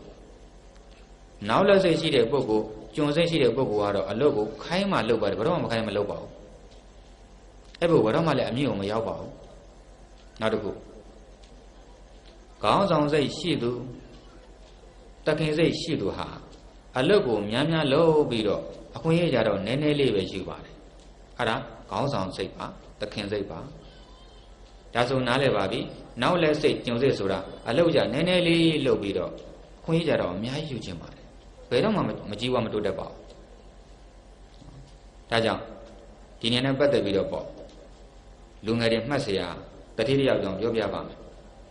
ဥဒ္ဒနုတာစာပေတွေဖတ်လို့ပါဥဒ္ဒနုမမေးပါဘူးအင်္ဂလိပ်လက်ထက်ကမြန်မာပြည်မှာအင်္ဂလိပ်အုပ်ချုပ်တော့ဘယ်တော့ကုမ္ပဏီပိုင်ရှင်တတိဥဆန်ဒီဆိုလို့ရှိရင်အဲ့ခေတ်မိတဲ့ပုဂ္ဂိုလ်တွေသိပါတယ်ကဘာနဲ့ဆက်သွယ်တဲ့ကုမ္ပဏီပါထောင်နိုင်သွားတဲ့လူချမ်းသာကြီးဖြစ်သွားပါတယ်အဲ့တော့အဲ့ဒီဘယ်တော့ကုမ္ပဏီပိုင်တဲ့အထိချမ်းသာအောင်သူ့ကိုဘယ်စိတ်ကဒီအဆင့်ကိုပို့ပေးလဲဆိုရင်ခေါင်းဆောင်စိတ်ကပို့ပေးပါတယ်ဘယ်စိတ်ကလဲ ခေါင်းဆောင်စိတ်ပါနားထောင်မှာတန်ဖိုးရှိကိုလက်တွေ့ဖြစ်ရမလို့သူကအရင်တော့ကအင်္ဂလိပ်တွေပိုင်တဲ့အခုလိုပေါ့နော်ဌာနကြီးတစ်ခုမှာစေးလေးနဲ့ဝင်လောက်ရပါတယ်တက်တန်းနှုပါသေးတယ်ဒါပေမဲ့ဒီမောင်ဆန်နေမှာခေါင်းဆောင်စိတ်တခင်စိတ်ရှိပါတယ်တည့်ရကြတော့လေပြင်းတိုက်ပါတယ်သူတို့တာဝန်ထမ်းဆောင်နေတဲ့အချိန်မှာအဲ့တော့သူတို့ရဲ့ရုံးအားတကားတွေဘောကြီးမချစ်တဲ့တကားတွေကနိုင်ရတဲ့တရားနဲ့ရိုက်ပါတယ်နောက်ပြီးတော့လေပြင်းတဲ့အချိန်ကြောင့်အမိုက်တွေဖုံးနေစက်ကူတွေရုံးထဲကိုဝင်ပါတယ်ရုံးဝင်တဲ့ပေါင်း300-400ရှိတော့လည်းပဲကျန်တဲ့ပုဂ္ဂိုလ်တွေဟာအဲ့ဒီကားတွေပိတ်ဖို့ဘောကြီးကြီးဖို့ဘယ်သူမှအာယုံမဆိုင်ပါဘူးအဲ့ဒါရှင်စိတ်ခေါ်ပါတယ်နောက်လိုက်စိတ်ခေါ်ပါတော့မကြည့်ပါဘူးအမိုက်တွေရှင်းဖို့ဖုံနေလဲဖို့လည်းဘယ်သူမှအောင်မဆိုင်ပါဘူးမောင်ဆန်ဒီကတန်ခေစိတ်ရှိသူခေါင်းဆောင်စိတ်ရှိသူဆိုတော့ဒါပြည်သူပိုင်တကားတွေအားလုံးနဲ့ဆိုင်တယ်မပျက်စီးတင်မှုဆိုပြီးတော့တကားတွေပြည့်ပြီးတော့အကုန်ပိတ်ပါတယ်ဘောကြီးချင်းတဲ့ထောင်ချိတ်လိုက်ပါတယ်တကားတွေမပျက်စီးအောင်ပါနောက်ဖုံနေစက်ကူတွေဝင်လာရင်ဝင်တဲ့ဒုက္ခရောက်တယ်အဲ့တော့အားလုံးအတွက်ငါကူညီမယ်ဆိုပြီးတော့ဖုံနေအကုန်လှဲပါတယ်အဲ့စက်ကူတွေအကုန်လုံးသိမ်းပါတယ်ဒါသူ့ကိုဘယ်သူမှမခိုင်းပါဘူးသူကခွင့်ရလဲရဖို့မဟုတ်ပါဘူးသူ့ရဲ့တခင်စိတ်ခေါင်းဆောင်စိတ်ကိုခိုင်းတာပါဆိုကြဆိုပြည့်တတ်တို့နှစ်ပြည့်လို့ယာရုတင်တဲ့အခမ်းအနားလို့တော့ဟောအတက်လူကြီးကအဲ့ဒီမောင်ဆန်ဒီကိုယာရုကြီးကြီးတခုပေးပါတယ်အဲ့ခါမှာသူနဲ့စေးဒီလိုဆိုရစေး10ယောက်ရှိတယ်ကျန်တဲ့9ယောက်ကကန့်ကွက်ပါတယ်အတက်လူကြီးမင်းမောင်ဆန်ဒီကိုယာရုတက်မပေးသင့်ပါဘူးကျွန်တော်တို့9ယောက်ထဲက1ယောက်ကိုသာပေးသင့်ပါတယ်ဘာကြောင့်လဲဆိုရင်မောင်ဆန်ဒီကဒီလှုပ်တဲ့နှုပါသေးတယ်ကျွန်တော်တို့လှုပ်တဲ့ရှင်းနေပါပြီဒါကြောင့်ကျွန်တော်တို့ကိုသာပေးပါအဲ့တော့လူကြီးကပြောပါတယ်မင်းတို့လှုပ်တဲ့ရင်နာကရင်နာမင်းတို့မှာကခေါင်းဆောင်စိတ်မရှိဘူးတဲ့နောက်လက်စိတ်ပဲရှိတယ်သူလည်းရက်ဆွဲနေပါအဲ့ဒီနေ့ကလေပြင်းနေကြတယ်တကားတွေဟိုးတိုင်းရိုက်တယ်မင်းတို့ဘယ်သူမှထမပိတ်ပါဘူးဟောကြည့်လည်းမချိတ်ပါဘူးမောင်ဆန်ဒီကသူ့ဘာသူထလှုပ်ပါတယ်ဖုံနေဝင်လာတယ်စက်ကူတွေဝင်လာတယ်မင်းတို့ဘယ်သူမှမသိမ်းပါဘူးမောင်ဆန်ဒီထပြီးတော့အဲ့ဒါတွေကိုတန်ရှင်းလှုပ်ပါတယ်သူ့ဘယ်သူမှမခိုင်းပါဘူးတဲ့သူ့ရဲ့ခေါင်းဆောင်စိတ်ကခိုင်းလို့လှုပ်ထားပါဒါကြောင့်အကြီးကဲနေရာမောင်ဆန်ဒီနဲ့ပဲတန်လို့ပေးတာဆိုတော့ဟို9ယောက်ဟာဘာမှမတတ်နိုင်ပါဘူးမောင်ဆန်ဒီယာတို့ရှိသွားပါတယ်အဲ့ရမှာတစနဲ့ကြိုးစားရင်းနဲ့ငွေကြီးတွေစုဆောင်းပြီးတော့ဒါပဲတော့ကုံလို့ကြီးထောင်ပြီးတော့အချမ်းတော်တတိဖြစ်သွားခဲ့ရပါတယ်ဒါကြောင့်အဲ့ဒီမောင်ဆန်ဒီတယောက်ကိုအချမ်းသာဆုံးတတိဘိုးအောင်ပို့ပေးတာဟာပြည်တံများကြီးတခြားစိတ်လားခေါင်းဆောင်စိတ်လားအဲ့စိတ်ကိုရအောင်မွေးစေခြင်းပါတယ်မြန်မာတွေကြီးပွားစေခြင်းပါတယ်နော်အလုံးတိုးတက်စေခြင်းပါတယ်အဲ့ဒါဦးဇင်းတို့ခေါင်းဆောင်စိတ်နဲ့ပတ်သက်ပြီးတော့နောက်တော့ဦးဇင်းတို့ပြောစရာနည်းနည်းကြံသေးတာကဦးဇင်းတို့ဒီအဲ့ဒီအနောက်နိုင်ငံတွေသွားတော့ဦးဇင်းရဲ့တူလေးတယောက်ပါလာပါတယ်သူဦးဇင်းပြောပါတယ်မြိုက်မှာကြည်ထားလို့သူတို့နိုင်ငံတွေတိုးတက်တာဘာကြောင့်လဲဆိုဦးဇင်းတို့မြင်အောင်ပြပါတယ်ဦးဇင်းဒီယထာနဲ့သွားတဲ့အခါကားနဲ့သွားတဲ့အခါပေါ့ဦးဇင်းနိုင်ငံတော်ပြည်သက်တို့အဲ့ရပုံကိုယ်တွေကအနောက်နိုင်ငံသားအများစုပေါ့နော်စာသားဘတ်တယ်သူတို့ယထာစီးတယ်တဏှာကြီးကြမယ်နော်တို့မြန်မာတွေလို့ဟိုအော်ဒီအော်နဲ့ပြီးမသွားပါဘူးစာဖတ်ပါတယ်သူတို့ဆိုသူကစိုက်ပျိုးလုံစိုက်ပျိုးနဲ့ပတ်သက်တဲ့စာအုပ်အမြဲတမ်းအကုန်ရှာပြီးတော့ဖတ်နေတာဒါကြောင့်တိုးတက်တာဘာလို့လက်သမားဆိုလက်သမားနဲ့ပတ်သက်တဲ့စာအုပ်အမြဲတမ်းဖတ်နေတာပါသူများတဲ့တောင်းလို့သူများတဲ့ကောင်းအောင်လှုပ်ချင်လို့ဦးဇင်းတို့ဒီမှာကစပ်ပါတာနဲပါတယ်အဲ့စပ်ပါနဲခြင်းဟာလည်းပဲနဲတာဟာလည်းပဲဒါဘုရားဘာသာအများစုမကြီးပွားခြင်းအကြောင်းဖြစ်ပါတယ်ဒါကြောင့်စာအုပ်ဖတ်ပါတို့တော့မိမိနဲ့ပတ်သက်တဲ့စာဦးစားပေးပါကျန်တဲ့ဟာလည်းအကုန်ဖတ်ပေါ့ဒီလိုပြောချင်ပါနောက်နံပါတ်9ချက်ကတော့နိုင်ငံတကာဘုဒ္ဓတာနဲပါတာပါအဲ့တော့နိုင်ငံရေး၆လည်းသွားနိုင်အောင်ကြိုးစားပါခုဆိုတာဦးဇင်းတို့တကားဘုံဝါဒတော့သွားလို့လွယ်ပါပြီနောက်တစ်ခုကျန်တာကအချိန်တန်ဖို့မသိတာပါအဲ့ဒီချက်ကျန်ပါတယ်နည်းနည်းပြောပါမယ်အချိန်နဲ့ဦးဇင်းဒီအကြောင်းကိုပြုံးနေမဲ့တဲ့မှာပြောဦးပါတယ်အချိန်ုံဒသနာတစ်ခုနဲ့ဖွင့်ရရင်စက္ကန့်မိနစ်နာရီ နေ့လရက်နှစ်အဲ့ဒီအချိန်တိုလေးတွေကိုပေါင်းထားတာကိုပဲအသက်လို့ခေါ်ပါတယ်ဒါကြောင့်အပြီးမှတ်သွားပါအချိန်ဟာအသက်ဟာအချိန်ပါပဲဒါပေမဲ့လူသားတွေဟာအသက်ကိုတန်ဖိုးထားတဲ့တော့အချိန်ကိုတန်ဖိုးမထားကြပါဘူးဤမျိုးစုံနဲ့ဖြုံးပြကြပါတယ်အဲ့တော့အချိန်မှန်တယ်များတဲ့ကမိမိအတွက်ကုသိုလ်ပညာဥစ္စာတမျိုးမျိုးအမြဲတမ်းရအောင်ယူနေတာဟာအချိန်ကိုအကျိုးရှိသွားအသုံးချနေတာပါပဲဒါကြောင့်အိပ်ပျော်ခြင်းမှတပါကြံတဲ့အချိန်ဆိုမိမိကိုမိမိမေးကြည့်လိုက်ပါခုချိန်မှာငါတို့ဥစ္စာရသလားကုသိုလ်ရသလားပညာရသလားမေးပါအဲ့ဒီသုံးမျိုးတမျိုးမှမရရင်အဲ့ဒါအချိန်ကိုဖြုံးနေတာပါအချိန်ကိုဖြုံးတော့ဘာဖြစ်လဲတဲ့အချိန်ကိုဖြုံးတာမိမိရဲ့အသက်တွေကိုဖြုံးလိုက်တာပါပဲအဲ့တော့ကုံသွားတဲ့ဥစ္စာပစ္စည်းတွေကို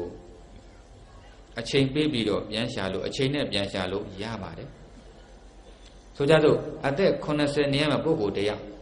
ဒီနေ့တရက်ပေါ့နော်ကုသိုလ်လည်းမရဥစ္စာလည်းမရပညာလည်းမရဘဲနဲ့အလကားကုံသွားမယ်ဆိုရင်တဲ့အဲ့ဒီအလကားကုံသွားတဲ့အချိန်ကိုဘလောက်ရွှေငွေတွေနဲ့မှပြန်ရှာလို့မှပေးလို့မှလည်းမရတော့ပါဘူးဒါကြောင့်လောကမှာယောဂီတို့တန်ဖိုးရှိဆုံးရာဟာအချိန်နဲ့လောကမှာတန်ဖိုးဖြတ်လို့မရတဲ့ဟာအချိန်လို့ပဲမှတ်သိချင်ပါတယ်အဲ့ဒါဦးဇင်းတို့မန္တလေးကညာမျိုးလင်းဆိုတဲ့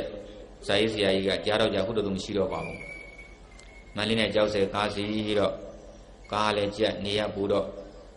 တို့ပြည့်တတ်တဲ့အငင်းကိုပြန်ဆိုမေးခွန်းတစ်ခုမေးတယ်ဖြေနိုင်ကားကပေးမယ်တဲ့လောကမှာတန်ဖိုးဖြတ်လို့မရတဲ့အရာဟာဘာလဲအဖိုးဖြတ်လို့မရတဲ့ဟာဘာလဲလို့မေးတော့ပြည့်တဲ့ဖြေတဲ့ပေါ့ဗျာရွှေငွေကြောက်တန်းဗရမဘုရားတရားတန်ကတခုမှမှန်ဘူးကောင်းမလေးကြောက်ဖြေတော့မှန်သွားတယ်အဖိုးတဲ့လောကမှာအဖိုးဖြတ်လို့မရတဲ့အရာဟာအဖွားပါပဲအဲ့ကြမှာမှန်သွားတယ်ဟုတ်တယ်အဖိုးကအဖွားဖြတ်နိုင်ဘူးပေါ့နော်ဒါကြရုပ်တော်ဒါကရည်ရပြောတာတကယ်တော့လောကမှာအဖိုးဖြတ်လို့မရတဲ့အရာဟာအချိန်နဲ့ပါလေအချိန်မှာပြည့်တယ်များအဲ့အချိန်ကိုတန်ဖိုးဖြတ်လို့မရပါဘူးအဲ့ဒီအချိန်ဟာယောဂီတို့ကိုဟုတ်လားတမ္မတာလည်းဖြစ်စေနိုင်ပါတယ်တတိလည်းဖြစ်စေနိုင်ပါတယ်ထို့တူပဲအသုံးမချတဲ့တောင်းစားပေါက်ကိုလည်းပို့ပေးနိုင်ပါတယ်အဲကြောင့်ဒီအချိန်ကိုအကောင်းဆုံးအကျိုးရှိအောင်အသုံးချစေခြင်းပါတယ်အဲ့နဲ့ပတ်သက်ပြီးတော့ချစ်ဆံဝင်ရေးတဲ့ဂျမလူငယ်တယောက်ကြောင့်စာအုပ်ထဲကဂျပန်တတိလေးရဲ့စကားလေးကိုယနေ့ခေတ်လူငယ်တွေကြောင်းပြောခဲ့ခြင်းပါတယ်အဲ့ဂျပန်တတိလေးကမြန်မာပြည်ကတခွားသေးတွေကဘာကိုဖြန့်ဖို့အတွက်မြန်မာပြည်ရောက်လာတာပါသူဟာဂျပန်မှာအချမ်းသာဆုံးတတိ10ဦးထဲမှာပါနေပြီဘယ်လောက်ချမ်းသာလဲမှန်းတာကြည့်တော့အသက်က30လောက်ပဲရှိသေးတယ်အဲ့တော့ချစ်ဆံဝင်ကမေးပါတယ်ကျွန်တော်တို့မြန်မာပြည်လဲဗျာတဲ့ခင်ဗျားတို့လိုဈေးကွက်စည်းဝါးတွေဖွင့်နေပြီပြီးတော့ကျွန်တော်တို့မြန်မာပြည်ဆိုတာတယံဇာတာတအားပေါ်တာအဲ့တော့ခင်ဗျားရဲ့တွေးကြုံရကျွန်တော်တို့မြန်မာပြည်ကြီးနှစ်ဘယ်လောက်ရှင်ကြီးပွားမလဲခမခိုင်းတာပေါ့နော်ရုပ်တော့သိတဲ့အတိုင်းပဲတခြားနိုင်ငံကတကယ်တိုးတဲ့နိုင်ငံတွေရဲ့လူတွေကလေဖားရပြီးတော့ပြောတတ်ဘူးတဲ့ပြောတတ်တယ်အဲ့ဒါကောင်းတယ်ပြောတယ်သူကကျွန်တော်တွေ့ကြုံကပြောရရင်ခင်ဗျားတို့မြန်မာပြည်ကြီးကဈေးကွက်စည်းဝါးဖွင့်တယ်လည်းဟုတ်ပါတယ်တဲ့ဟောတင်ရစားတာပေါ်တယ်လည်းဟုတ်ပါတယ်တဲ့ဒါမဲ့လို့တဲ့ခင်ဗျားတို့မြန်မာလူငယ်တွေလက်ဖက်ရည်တန်ထဲမှာအဲ့ဒါလိုအချိန်ဖြုံးနေသေးဘယ်တော့မှမကြည့်ပါဘူးတဲ့ပြီးရောတာဟုတ်လဲဟုတ်တယ်ပြည့်တဲ့တို့ဦးဇင်းတို့မြန်မာတွေအချိန်နဲ့သိပေါ်နေတာသိလားကျန်းဖန်းပြီးတော့ဖြုံးနေကြတာတကယ်ဆိုဟိုလိုကိုအချိန်ပြည့်လောက်ရမှာအဲ့တော့မြန်မာအခုဂျပန်တွေကြီးဝမှာပေါ့သူတို့ယောဂီတို့စိတ်ဝင်နေဆိုရင်နေဆိုင်ညဆိုင်လုံနေတာမနာဘူးနေ့အလုပ်ဆန်းပြီးလေအလုပ်သမားတော့ညအလုပ်သမားဝင်ညောင်းနေရောလှုပ်နေတာဦးဇင်းတို့လို့ကြိုးစားရမယ်တခုတော့ရှိတယ်ပြည်တယ်များအဲ့လိုညောင်းနေလို့ဖို့ဆိုရင်မီးမှန်ဖို့တော့လိုတယ်ဟုတ်တယ်မဟုတ်လားအေးမီးမှန်တယ်လည်းဆိုးတယ်ပေါ့နော်အခုအစိုးရလည်းမီးကြိုးစားနေပါပြီရုပ်တို့ကဟုတ်လားအလုပ်ကြိုးစားဖို့တော့ပြင်နေမီးတွေလာတော့မယ်လေသူတို့လည်းအခုဆက်တဲ့ကြိုးစားနေပါဟုတ်လားအဲ့တော့ဒီအဲ့လိုပေါ့နော်အလုပ်လုပ်တဲ့အခါမှာလည်းပဲဒါဦးဇင်းပထမပိုင်းရှင်းပြတဲ့ဘာတွေမှာပါတော့ပါပြီဘာဝနာ9ချက်မှာနိတ္တနာဘာဝနာမပြတ်လို့ဆိုတော့ဒါကိုပြောတာမနာဘူးအချိန်ပြည့်လို့နောက်ပြီးတော့စိတ်ဓာတ်ကိုတော့ပြောင်းထားပေါ့နော်ပြောခဲ့ပြီလေစီးပွားရှာတယ်ဆိုတာအရင်ကတော့အာယုံ၅ပါးကာမောဒိယခံစားအခုတော့လို့မဟုတ်တော့ဒီစီးပွားရှာတာဟာလောကအတွက်စီးပွားရှာတာဘယ်လိုအတွက်လဲလောကအတွက်တဲ့အဲ့တော့ဒီလောကထဲမှာဦးဇင်းတို့ မိဘဆွေမျိုးတွေပါတယ်ရဟန်းတန်ဃာတွေပါတယ်ဘုံတော်ရာဇကသူတော်ငါတွေပါတယ်ဆင်းရဲသားတွေပါတယ်အဲ့တော့ဒါသနာတစ်ခုပြောပါမယ်ဗုဒ္ဓဘာသာအများစုကသူများတဲ့ကိုချမ်းအောင်ကြိုးစားတဲ့ဘာလို့လဲတဲ့ဟိုတရားတရားရှိတဲ့ယောဂီတို့သူတော်ကောင်းလက်ထက်ရောက်တဲ့ငွေဟာမြည်ရည်ချောင်းရည်နဲ့တူတယ်တရားတရားမရှိတဲ့စိတ်တဲ့ယုံညံ့တဲ့ပုဂ္ဂိုလ်လက်ထက်ရောက်တဲ့ငွေဟာပင်လယ်ရည်သမုဒ္ဒရာရည်နဲ့တူတယ်ပင်လယ်သမုဒ္ဒရာရည်ယောဂီတို့ဘလောက်ပင်များသူများတွေအကျိုးရှိရလားမရှိဘူးငန်းနေတာဘာမှသုံးမရတောက်မရချိုးမရဘူးမြည်ချောင်းရည်ဟာနဲပါတယ်ဒါမဲ့လို့ချိုးတယ်တောက်လို့သုံးလို့ရတယ်အဲ့တိုင်းပဲသူတော်ကောင်းဆိုတဲ့ရှိတော့ဘုရားဘာသာမြန်မာအများစုချမ်းသာရင်လောကအတွက်တကယ်အကျိုးကြီးတာပေါ့ဒါကြောင့်ငါတို့ချမ်းသာကြိုးစားတာဟာလောကအတွက်လို့မှတ်ပြီးတော့ကြိုးစားဖို့အောင်မြင်လိမ့်မယ်အဲ့တော့ဒီခေတ်လူငယ်တွေဆိုတော့လက်တွေရုံမှဆိုလက်တွေတစ်ခုပြောပါတော့မယ်ဒါပြင်တော့ချိန်လဲစေပါဘူးဒီခေတ်လူငယ်တွေတချို့လူကြီးလည်းမှီတော့ပါဘူးဒါလောကနဲ့ပေါင်း80နီးပါးလောက်ကဟုတ်အဲ့တော့ကမန္တလေးတိုင်းကမြင့်ငယ်မျိုးကအဲ့တော့သူ့ကိုသက်ရှိပေါ့ဗျာအဲ့ကိုသက်ရှိဆိုတဲ့လူငယ်လေးကမြင့်ငယ်ကနေမန္တလေးဈေးကြိုမှာကုံစိမ်းတွေရောင်းပါတယ်အဲ့တော့ကုံစိမ်းရောင်းတဲ့အဆင့်မှန်းကြည့်ဘာမှအဆင့်မရှိဘူးသူသားမောင်ကျော်တဲ့သားတယောက်သားနဲ့နှစ်သားပါးနဲ့ရောင်းကြတယ်ထမ်းပြီးတော့တခါတည်းသူတို့ဟိုငွေစုမှုအောင်ဆိုတော့တခါတည်းထမင်းမစားနိုင်ဘူးတဲ့မုတ်ပြသက်လက်ကြီးတစ်ချက်ဝယ်ပြီးတော့သားပါးနဲ့ရောက်တယ်ရေနဲ့တော့မျှော့ချစားပြီးတော့ဆေးရောင်းကြရတာဒါပေမဲ့သူတို့ကဆရာကောင်းရှိတယ်ဟောဒါညပြောတာနော်ကလနာမိတ်တန်တံပါတာမိတ်ဆွေကောင်းဆိုတာဆရာကောင်းနဲ့တူတူပဲယဟန်ရောလူရောဟာကိုယ်ဆုံးမိုင်မိတ်ဆွေကောင်းမယ်အဲသူတို့ကအဲ့ဒီမြင့်ငယ်ကမြို့ပြည်ကြီးဆရာတော်ဆိုတာတင်းညိုအတိတ်ပဲကောင်းရေးတဲ့ဆရာတော်ကြီးဒါတော်ပါတယ်ဘယ်လောက်တော်လဲဆိုရင်အဲ့ဒီပုဂ္ဂိုလ်တွေကဟိုဒီဆရာတော်ဘယ်လောက်တော်လဲဆိုရင်သူ့တကားကဒီဆရာရဲ့အဆုံးအမကြောင့်ပေါ့မင်းတို့စီးပွားရှာရင်လောကအတွက်စွန့်ဖို့စိတ်နဲ့ရှားကြီးပွားလိမ့်မယ်အဲသူတို့ကလည်းလောကအတွက်စွန့်ဖို့စိတ်နဲ့ရှားတော့ကျောင်းတစ်ကျောင်းဆောက်ဖို့ငွေပြည့်စုံတော့ဟောသူ့ဆရာတော်ကျောင်းမှာကျောင်းလူမယ်ကြည်နော်အဲ့မြို့ကြီးဆရာတော်ဘယ်လောက်တော်လဲလို့ဦးဇင်းတို့ရဟန်းနေလဲဒါပြုပြင်ဆရာပေါ့ငါမလူကြနဲ့ဟောဆရာတော်ကငါမလူနဲ့တဲ့အကျိုးမရှိဘူးတဲ့ငါကတောမှန်နေတာဒါကြောင့်မှတန်ခါလည်းမရှိဘူး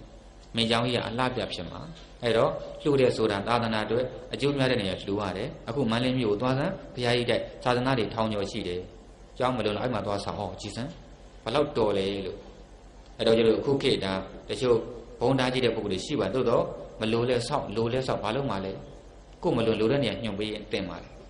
အဲ့တော့လဲဆရာကောင်းရှိတဲ့တွေပြောပြတာအဲ့တော့တို့ငါတို့ကြည်စမ်းသားကြီးလောကအတွက်စွန့်နေစိတ်နဲ့ရှာတာကြည်စမ်းကျောင်းဆောက်လှူနိုင်သွားပြီအဲ့တော့ငါတို့တဆင့်တက်မယ်ဒီကငါတို့တွေကျောင်းတစ်ကျောင်းနဲ့မကြည့်နိုင်ဘူးကွာစာသင်တိုင်းကြီးတစ်ခုတည်မယ်ဟောရွေချက်ကတည်မယ်အဲ့စနဲ့စီးပွားစားစီးပွားထားတက်လာနောက်ဆုံးကျတော့ပွဲယုံကြီးပါပိုင်သွားပါတယ်စီးပွားတက်လာရတာကိုယ်ပိုင်ပွဲယုံဖြစ်သွားပါတယ်အထမ်းသမားလေးရအဲ့ဒါငွေတွေတအားဝင်တော့ဦးဇင်းတို့အခုမန္တလေးရောက်တဲ့အခါသွားကြည့်ပါဒါလက်တွေ့တွေပါကုန်ဒါနာရီမဟုတ်ပါဘူးအဲ့ဒီမန္တလေး40လမ်းနေဝင်လိုက်ခဏရောက်ပါလမ်း40ရောက်ဝင်မစိုးရင်တိုက်တဲ့အဲ့ဒါဟိုတုန်းကမန္တလေးမြို့ဝင်ဥပေစီပိုင်နဲ့ခြံဝင်ဥယျာဉ်ခြံကြီးဝယ်လိုက်တာပါဘာကြောင့်မစိုးရင်ပြေးလဲဆိုတော့အဲ့ဒီခြံတွေကိုသေကန်ဒီကလေးလေးတယောက်ယောဂတဲ့တော့အဲ့ခြံတွေကအေးတော့လာထားတာယောဂသက်သာလာတယ်အဲ့မှာလူနာမေးတော့ကလေးလေးအခြေအနေဘယ်လိုလဲမစိုးရင်ရတော့ဘူးအဲ့လိုဖြေတာဒါနဲ့ပဲအဲ့ခြံကြီးကမစိုးရင်လို့ဖြစ်သွားအဲ့ဒီကြောင်းတဲ့ကလည်းမစိုးရင်တိုက်အဲ့တော့အဲ့တည်းကြီးတို့ခြံကြီးဝယ်လိုက်တာပေါ့နော်၄-၅ ဧကတော့ရှိပါလိမ့်မယ်ဦးဇင်းကတက်တဲ့မှာနေကြတာမစိုးရင်တက်တယ်အခုကမစိုးရင်တက်ဟောင်းနဲ့တိုက်ပေါ့အဲ့ဒီသားဖားတော့ခြံကြီးဝယ်တဲ့ကရားတိုင်းမှာမြက်ဒီနေ့ခါတဲ့ကျောင်းတော်ဆောက်နောက်နေ့ကျောင်းတော်ဆောက်အဲ့လိုဆောက်တာပြည်တော်တို့စီးပွားရေးလှိမ့်တက်လာတာအဲ့ဒီမှာလေနှစ်ထပ်တိုက်ကြီးပေါင်းကို6လုံးလောက်ရှိတယ်အကြီးကြီးတွေဟိုတမန်ကခြံသေးသေးလေးမထင်နဲ့ပေ80-80ပတ်လဲတိုက်ကြီးတွေနှစ်ထပ်အလဲတိုက်ကြီးဆိုရင်ပေ100ပတ်လဲလောက်ရှိတယ်ပြီးတော့အဲ့နှစ်ထပ်လုံးကိုယောဂီတို့ရွှေအပြည့်ချထားတယ်ရွှေစစ်တွေအရင်ကတော့မသိဘူးဟာဒီကကြီးတူကြောင်းကြွားရင်လည်းဘုံယောဂီတို့ရည်ရွယ်ချက်ရှိတယ်ဒီကကြီးခုလိုဒီကျောင်းကြီးကနှစ်ပေါင်းဟုတ်လား80-80လောက်ရှိပြီလေတန်ခါ900ကျော်ခုထိရှိပါတယ်ပြီးတော့တ တခြားကျောင်းတကာကြီးလိုကျောင်းဆောက်ပြစ်ထားတာမဟုတ်ဘူးတန်ဃာတွေအမြဲအရေးကြီးဘာလို့တလဲစာကြဘုန်းကြီးတို့ဆင်းရဲတယ်အဲစာကြဘုန်းကြီးလေးသာသနာမြန်မာလှူရတယ်စာကြဘုန်းကြီးတို့မလို့လူတွေသိမရှိလှူတယ်နောက်စာသင်သားတွေလည်းကြည်တယ်မိုးရွာရင်စောကမထွက်နိုင်ဘူးလက်မှတ်ကတ်ထားတယ်သူတို့လက်မှတ်နဲ့ကပ်ပြားလေးတွေငွေတွေဆိုမဆာမှာတို့ရှင်များတို့ကပ်ပြားလေးယူထားမိုးရွာလို့စောကမကြွနိုင်ရင်ကြိုက်တဲ့ထမင်းဆိုင်ဒီကပ်ပြားပေးဝင်စားရွေးလို့ပတ်ဆိုင်ရှင်းမယ်အဲ့လိုသူတို့မသိမချင်းအကြောင်းကိုလည်းပစ္စည်းလေးပေါင်းလှူတာဟောသူ့ရွယ်ချက်ကအံ့ဩစရာပဲအခုတလောကဦးစင်းအဲ့ကျောင်းကကိုတော်တော်ဘာနဲ့တို့ပြောပြတယ်ဘုဇဝနာရေးတဲ့ကျောင်းတော်ရဲ့ဥဒ္ဒေရှိကတော်တော်အမျှော်မြင်ကြီးတာပဲဘောက်လုံးဗျာဟာသူ့ကျောင်းနေချင်းမြရွှေစစ်တွေချတာသူ့မှာရွယ်ချက်ရှိပုံရတယ်တဲ့ချင်းမြစဉ်းစားကြည့်စမ်းတဲ့ဒီခေတ်မှာအဲ့လိုပေါ့နော်တိုက်အလုံးပေါင်း15လုံးဘယ်သူမှမလို့သူတူရောက်တဲ့လူတာတက်15လုံးလောက်ရှိတဲ့ဟာကြီးတခါတိုးတဲ့မြေရောနိုင်စင်မှာပါသေးတယ်အဲ့ဒါဗျာတဲ့အခုပြီးတော့ရဲမိုင်တခုပြုတ်ကြတယ်ပေါ့နော်ဟုတ်ပြုတ်ကြတယ်မှာပေါ့လေရွဲလာတာပေါ့ချောင်းလာတာပေါ့ပြင်ရတော့မယ်ဆိုတော့လက်ခအများကြီးကုန်တယ်ရှင်များကြီးအဆင်ပြေတယ်ဗျာတဲ့အဲ့ဒီရဲမိုင်မှာချတဲ့ရွှေတွေပုတ်ရောက်တာပဲငွေ4-5သိန်းရတယ်အဲ့ဒါပြန်လိုက်တာဒီကြောင့်သူများလှူကြမလို့တော့အမှန်ကတော့အဲ့ဒီရွယ်ချင်းနဲ့ဒီကကြီးရွှေချခံတူပါတယ်အဲ့တော့တကားတူးနဲ့တိုက်15လုံးလှူတာမြင်ဘူးချင်း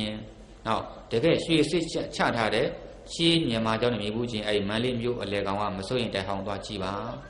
အဲ့တော့ယောဂီတို့ကြီးသူတို့မောင်သက်ရှိတို့သားပါအရင်တော့ကတော့ငါတို့သားမြတ်ဆိုင်တိုးပါပြီကွာဟောပြင်းတာပေါ့နော်အဲ့လိုစိတ်နဲ့ကြတော့စားရုံပဲရပါနောက်တော့လောကအတွက်စွန့်မဲ့ကွာလဲယောဂီတို့ရွေကျလက်ထည့်တယ်ဟော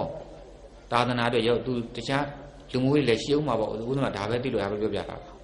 ကြည်စမ်းကိုခေတ်ဆိုတိမ်မောင်းများစွာတန်တော့ဟုတ်လားတိုက်လုံးပေါင်းများစွာတူးတဲ့နဲ့လှူနိုင်ခဲ့ပါတယ်အဲ့တော့ငါတော်မှာများကြောက်ရတဲ့ပြန်ချိုးအောင်နော်အဲ့တော့ဦးဇင်းတို့မြန်မာအများစုဗုဒ္ဓဘာသာအများစုဆင်းရဲခြင်းရဲ့အကြောင်းနံပါတ်1ကတော့နော်ကာလဒါနအားနေပါတယ်ပက္ခတရဒါနများပါတယ်ဒါကြောင့်တကယ်ជីវတို့တဲ့လှူမယ်ဆိုရင်လောကအတွက်သာသနာအတွက်တကယ်အကျိုးကျေးတဲ့နေရာမှာလှူပါဟာဒီဘုန်းကြီးကငါနဲ့ခင်နဲ့စာပေးလဲမတရားလဲမလုပ်ဘူးသို့တော့ငါနဲ့ခင်နဲ့ဘုန်းကြီးသူ့လူမှမလုပ်ပါနဲ့အကျိုးမရှိမလှူပါနဲ့ခင်တာတတ်ပဲတကယ်သာသနာအတွက်အကျိုးများမဲ့နေရာလှူလိုက်စမ်းပါဘုရားမျက်နှာကြည့်ပြီးတော့လောကအတွက်အကျိုးများမဲ့နေရာကိုလှူပါ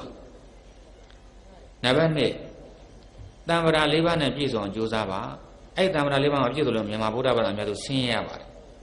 နံပါတ်3ရောင်ရဲခြင်းနဲ့ပြင်းခြင်းကိုခွဲခြားသိပြီးတော့မပြင်းမာနဲ့ရောင်ရဲတော့ရောင်ရဲလိုက်ပါနံပါတ်4အတ္တသမပဋိဋိမင်္ဂလာနဲ့ပြည့်စုံအောင်ကြိုးစားပါကိုယ့်ကိုယ်ကိုမပြည့်စုံအောင်ထိမ့်သိမ်းပါနံပါတ်5အချိန်တန်ဖို့ကိုသိပါအချိန်မှန်များတဲ့ကကုသိုလ်ပညာဥစ္စာအမြဲတမ်းတစ်ခုရအောင်ယူစမ်းပါကိုယ့်ကိုယ်အမြဲတမ်းစစ်ပါကုသိုလ်ပညာဥစ္စာဒီလိုမျိုးငါမှရရလားလို့မရရင်ဒါအချိန်ဖြုံးတာမိမိအသက်ကိုဖြုံးတာပါတတိပြုပါဘယ်တော့မှအချိန်မဖြုံးပါနဲ့နံပါတ်6ခေါင်းဆောင်စိတ်တက်ရှိအောင်ကြိုးစားပါနောက်လက်စိတ်ကျွန်စိတ်ကိုမမွေးပါနဲ့ပြောပဲခေါင်းဆောင်စိတ်ဆိုတာဟာမခိုင်းမနဲ့လှုပ်တတ်တာအဲ့လိုမြန်မာလှုပ်ပြီးတော့အခွင့်အရေးနဲ့ယူတာဟာခေါင်းဆောင်စိတ်ပါပဲအဲ့စိတ်ဟာအမြင့်ကိုပို့ပေးပါလိမ့်မယ်နံပါတ်9စီးပွားရေးလုပ်ငန်းအပေါ်မှာမေတ္တာစေတနာထားပါ